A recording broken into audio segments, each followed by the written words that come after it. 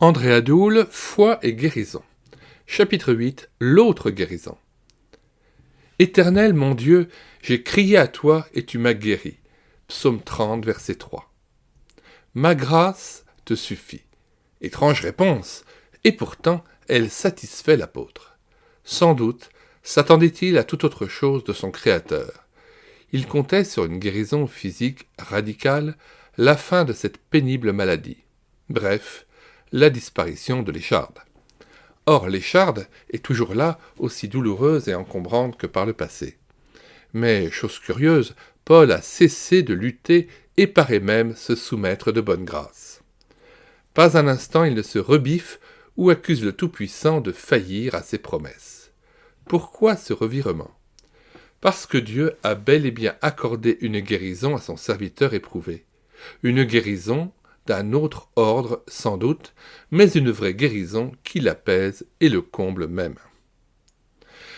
N'allons pas croire ici, comme d'aucuns le pensent, que Dieu a renvoyé l'apôtre avec un peu de blablabla du genre « Courage, et que le Seigneur te bénisse, puisque tu as l'essentiel, son pardon, sa grâce, cela doit te suffire amplement. Elle te sera fort utile pour ta sanctification et te vaudra des récompenses dans le ciel. Soumets-toi donc, subis en silence ton épreuve en te remémorant sans cesse que ma grâce te suffit. » Exhortation gratuite qui aurait laissé le patient dans son désarroi, ce qui est loin d'être le cas ici. Preuve en est le comportement de l'apôtre suite à cette surprenante réponse « Ma grâce te suffit. » Ma grâce ? De quelle grâce s'agit-il ici ? Du pardon des péchés ? De la vie éternelle ? Du salut en Jésus-Christ ? De la présence du Saint-Esprit ? Sans doute, mais plus que cela. La suite du récit éclaire cette expression et nous conduit à penser qu'il s'agit bien d'une grâce spéciale, d'une délivrance réelle. Relisez avec attention les versets 9 et 10 de Corinthiens 12, et vous noterez que la réponse divine produit un grand changement dans la vie de l'apôtre. Nous lisons donc ces versets 9 et 10 de 2 Corinthiens 12. À partir du verset 8, 3 fois j'ai prié le Seigneur de l'éloigner de moi, et il m'a dit « Ma grâce te suffit, car ma puissance s'accomplit dans la faiblesse. » Je me glorifierai donc bien plus volontiers de mes faiblesses, afin que la puissance de Christ repose sur moi. C'est pourquoi je me plais dans les faiblesses, dans les outrages, dans les calamités, dans les persécutions, dans les détresses, pour Christ, car quand je suis faible, c'est alors que je suis fort. Retour au texte.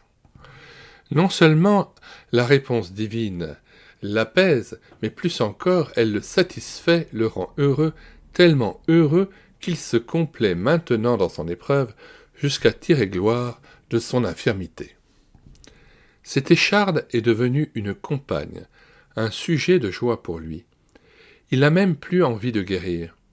Preuve donc qu'il a reçu, en réponse à ses supplications, une grâce, un don bien spécifique, une puissance qui le rend capable de vivre avec son écharde comme avec une amie. Non pour quelques instants après un acte de soumission à l'arraché, mais durablement pour le restant de ses jours.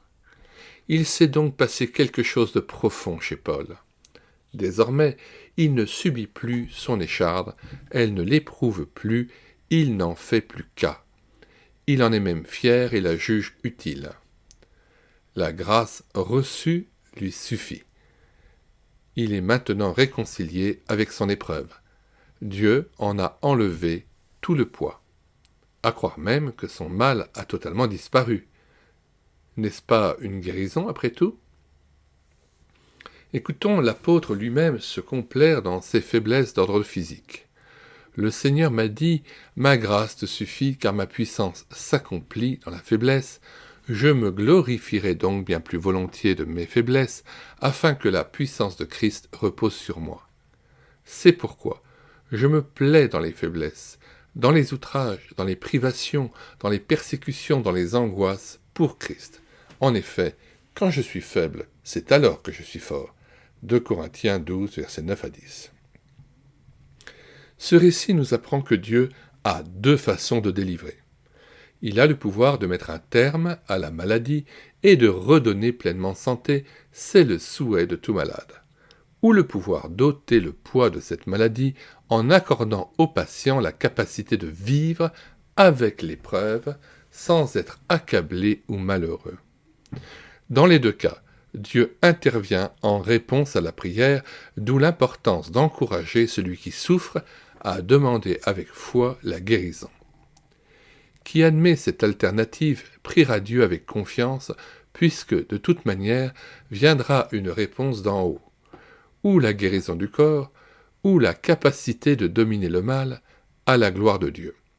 Ce qui me permet d'affirmer qu'en réponse à la prière de la foi, Dieu guérit toujours, même quand il ne guérit pas. Dans les années 50, je fus conduit vers une jeune maman affligée d'une terrible écharde, la sclérose en plaques. Fort atteinte, cette dame était incapable de chasser une mouche ou de tourner les pages d'un livre. Sa fillette, toujours présente auprès d'elle, devait lui venir en aide à tout instant. Or, en entrant dans la pièce, je fus frappé par le regard paisible et rayonnant de cette personne qui, cependant, ne me tendit pas la main pour m'accueillir. Et pour cause. Je fus d'emblée fasciné par ce visage angélique. C'était bouleversant. À l'issue de la visite, le mari nous dit, en nous serrant la main, « Quand il y a des visites, ma femme est comme ça, toujours heureuse. Et quand il n'y a pas de visite, elle est encore comme ça, paisible et reconnaissante, ne se plaignant jamais, nous encourageant au contraire par sa foi et son entière soumission. » Avant de la quitter, le chrétien qui m'accompagnait crut bon d'exhorter ainsi cette épouse paralysée depuis de longs mois. « Bon courage, chère sœur, tenez bon avec le Seigneur. Certes, votre épreuve est grande, mais elle sert à votre sanctification. » Et autres paroles de ce genre jugées stimulantes. Gêné et agacé par ces propos malvenus, je ne pus que balbutier « Ah, madame, vous me touchez. Personnellement, je n'ai rien à vous dire, sinon merci.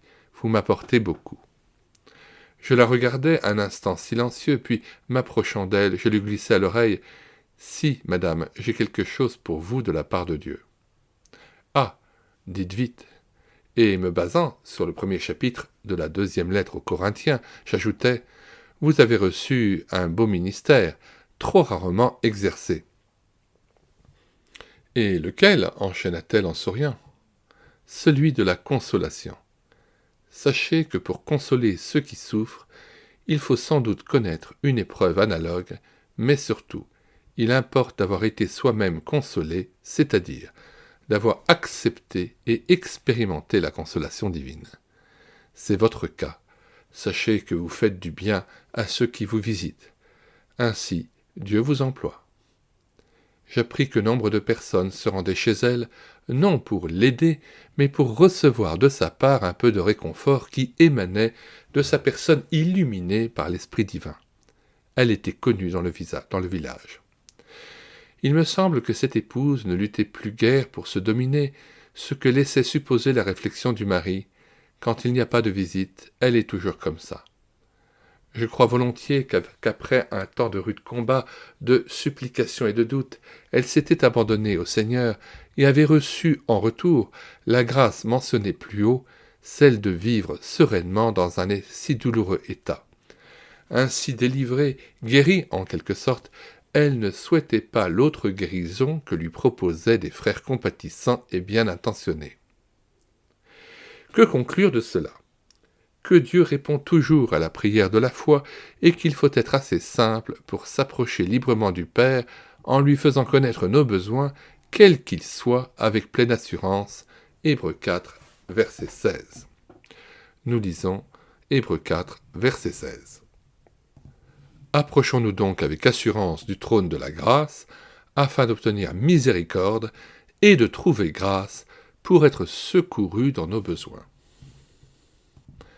Personne, en effet, n'a en lui-même toute la force de caractère pour traverser victorieusement une grande épreuve.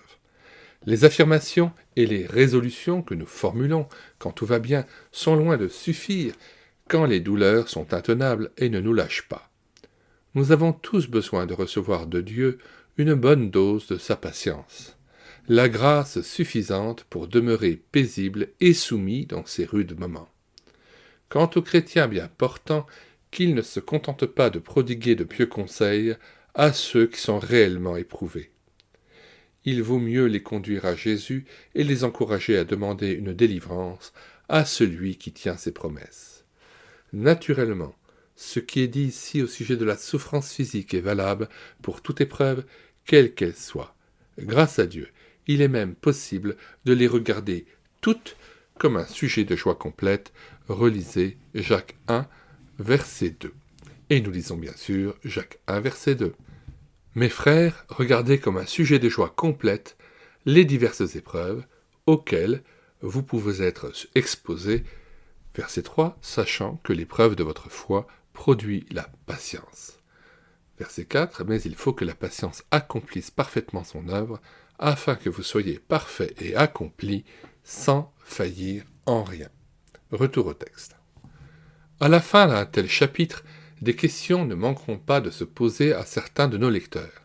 Par exemple, celle-ci. Comment Dieu a-t-il parlé à l'apôtre Paul?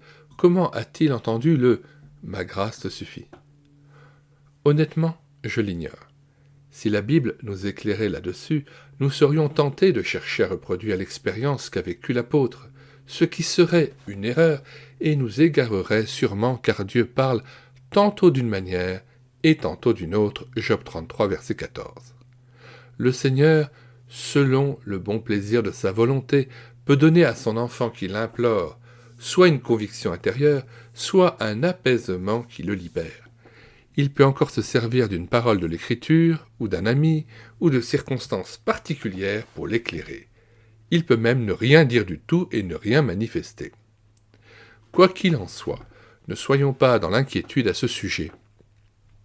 Dieu sait comment rendre sa créature qu'il aime en mesure de discerner elle-même sa volonté et de l'accepter, pourvu qu'elle soit déterminée à lui obéir. Question. Ne pensez-vous pas que la réponse de Dieu accordée à l'apôtre équivaut à une guérison? 2. Pouvez-vous dire en quoi cette réponse s'avère être pour lui le meilleur? 3. Peut-être avez-vous récemment rendu visite à un frère éprouvé dans son corps et qui vit depuis de longues semaines des heures pénibles? Pour l'aider à reprendre confiance, qu'avez-vous dit ou proposé à cet homme découragé? Ne devriez-vous pas le revoir pour l'inviter à compter sur le Seigneur en disant à cet ami par exemple « Seriez-vous d'accord que nous demandions à Dieu qu'il vous guérisse? Je me propose, si vous y consentez, de venir prier fidèlement avec vous. Il nous fera connaître sa volonté et interviendra sûrement. » Nous mettons, comme à l'ordinaire, dans les commentaires de cette vidéo, le lien d'accès à la page de téléchargement sur le site internet médiathèquechrétienne.fr, ainsi que le plan de cet ouvrage. Nous vous disons bonsoir à tous et à bientôt.